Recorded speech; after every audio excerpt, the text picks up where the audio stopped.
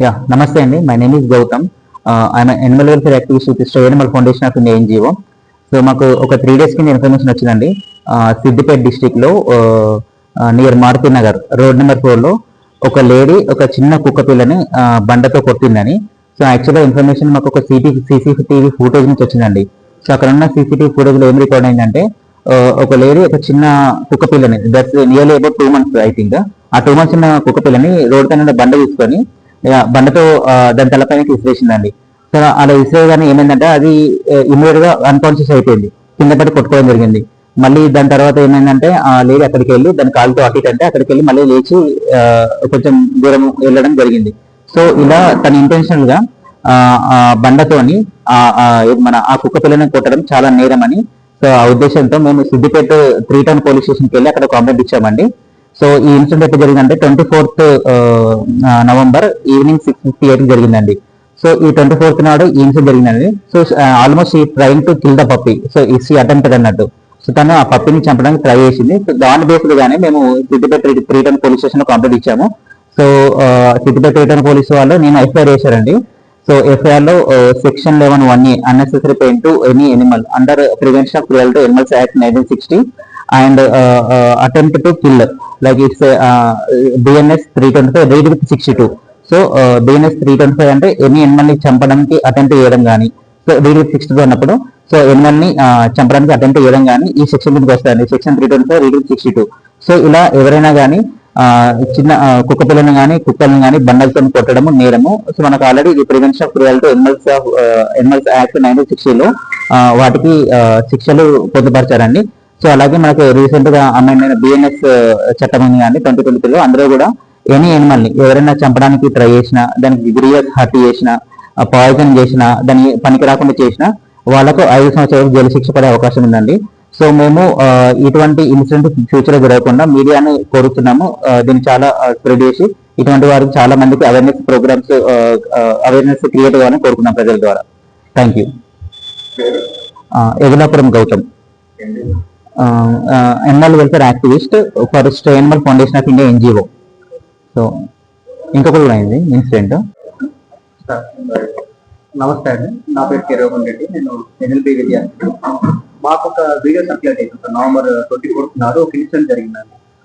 ఏం జరిగిందంటే ఒక సిద్దిపేట జిల్లాలో మారుతి నగర్ అనే ప్రాంతంలో రోడ్ నెంబర్ 4 దగ్గర ఒక ఉమెన్ ఒక పెద్ద రాకుని తీసుకొని అక్కడ ఉన్న పప్పిని ప్రొవోక్ చేయాలి, ఇబ్బంది పెట్టారు. ఆ వీడియోలో ఏం జరిగిందంటే ఈమె ఇంటర్నేషనల్ వాలంటరీగా వెళ్ళి అక్కడ ఒక పెద్ద రాయి పుట్టడం జరిగింది.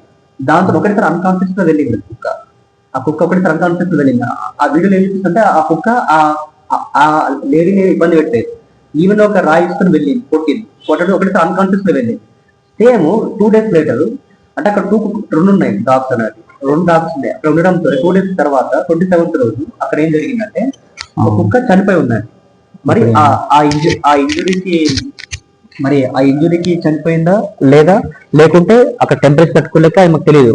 సేమ్ ఇంజురీ జరిగింది 27th రోజు అక్కడ ఒక కుక్క చనిపోయింది సేమ్ అదే లొకాలిటీలో.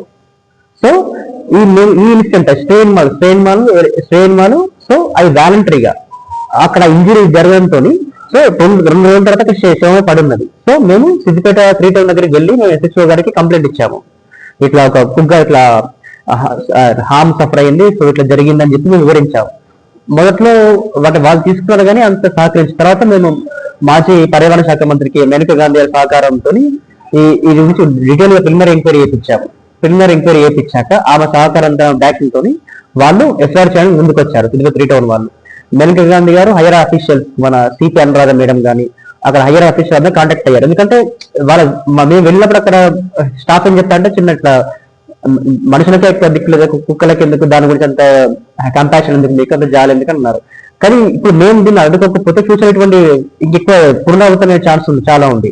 సో అక్కడ ఒక లేడీ అయితే 2 ఒక కుక్కకైతే హామ్ ఇన్ఫెక్ట్ చేసింది, ఒక 2 రోజులకు చనిపోయి ఉన్నది. మరి ఆ దెబ్బ కట్టుకులకి చనిపోయిందా మరి ఏం తెలియదు అక్కడ. సో మేము ఈ ఇష్యూ గురించి 3 Town దగ్గర మేము కంప్లైంట్ చేశాము. మేనకా గాంధీ గారు మాకు ఎంతో సహకరించారు. ఆమె చెప్పడం ఆమె ఒక అంటే ఈ సమస్యల గురించి వివరించడంతోనే మాకు ఎఫ్ఐఆర్ నమోదైంది. సో మేము ముగ్గురం, నేను నా ఫ్రెండ్ గౌతమ్ సౌమిత్, మేము ముగ్గురం 2 రోజులు సిద్దిపేట దగ్గర గ్రౌండ్ వర్క్ చేసాము. 2 days 2 రోజుల గ్రౌండ్ వర్క్ చేసి డేటాను కలెక్ట్ చేసి CCTV ఫుటేజ్ ఉంది మా దగ్గర. సో వీధి కుక్కలు కూడా చనిపోవడం జరుగుతుంది. ఇది IPC మన కొత్త BNS సెక్షన్ 325 అండ్ 63 ప్రకారం attempt done any crime without undone and PC act section 11 class sub class A ప్రకారం జరిగిందని మేము చెప్పాము. సో మా లాస్ట్ ఉద్దేశం ఏంటంటే మనం వీధి జంతువులకు కానీ పెట్ ఎనిమల్ కానీ వీధి జంతువులకు కానీ ఎవరికి హామ్ ఇన్ఫెక్ట్ చేయొద్దు. వాటికి కూడా జీవించే హక్కు ఉంటుంది, మన రాజ్యాంగం ప్రకారం వాటికి కూడా జీవించే హక్కు ఉంటుంది. సో ఇటువంటి ఘటనలు పునరావృతం కాకుండా, సో కుక్కలు అనే చిన్న చిరుచు చూడకుండా అవి కూడా మనుషులతో సమానం, అవి ఒక జీవరాశి అని అందరూ గుర్తుంచుకోవాలని మాకు విన్నపం. అండి. సో 27th రోజు ఇంకొక పప్పి చనిపోయింది ఆ ఏరియాలో. సో ఆ కొట్టిన పప్పి కాకుండా మాకు వచ్చిన ఇన్ఫర్మేషన్ వేరే పప్పి చనిపోయింది యాక్చువల్ గా. సో అంటే ఆ పప్పి ఎందుకు చనిపోయిందో తెలియదు, ఎందుకంటే అక్కడ అంతంగా అలాగే క్రియలు జరిగింది. యాక్చువల్ 2 పప్పీస్ ఉంది అక్కడ. ఒక పప్పికేమో అక్కడ క్రియలు జరిగింది 24th రోజు. 27th రోజు ఇంకొక పప్పి చనిపోయింది. సో ఇంకొక పప్పి రీజన్ ఎందుకు చనిపోయిందని తెలుసుకోవడానికి పోస్ట్ మార్టం చేసి పోలీసు వాళ్ళకి కంప్లైంట్ ఇచ్చాము. సో దాని బేస్డ్ గా వాళ్ళు FIR చేశారు, 2 FIR చేశారు. ఇప్పుడు మొన్న ఆ లేడీ పైన కుక్కను కొట్టినందుకు, ప్లస్ ఎందుకు చనిపోయిందో తెలుసుకోవడానికి ఈ పప్పికి FIR చేసి ఈ రోజు పోస్ట్ మార్టం చేస్తున్నారు సిద్దిపేట వెటర్నరీ హాస్పిటల్లో. సో బేసిక్ గా ఈ పప్పి డిఫరెంట్ అండి. ఆ కొట్టిన పప్పి డిఫరెంట్, ఈ చనిపోయిన పప్పి డిఫరెంట్. సో రీజన్ తెలుసుకోవడానికి, ఎందుకంటే ఆడకల క్రియాలు జరిగింది. సో ఎందుకు రీజన్ తెలుసుకోవడానికి మేము ఇంకొక కంప్లైంట్ సపరేట్ ఇచ్చాము. రోహన్ రెడ్డి గారు కంప్లైంట్ ఇచ్చారు. సో వాళ్ళ కంప్లైంట్ బేస్ చేసుకుని వాళ్ళు పోలీసులు FIR చేసి ఈ రోజు పోస్ట్ మార్టం నిర్వహిస్తున్నారండి. Thank you.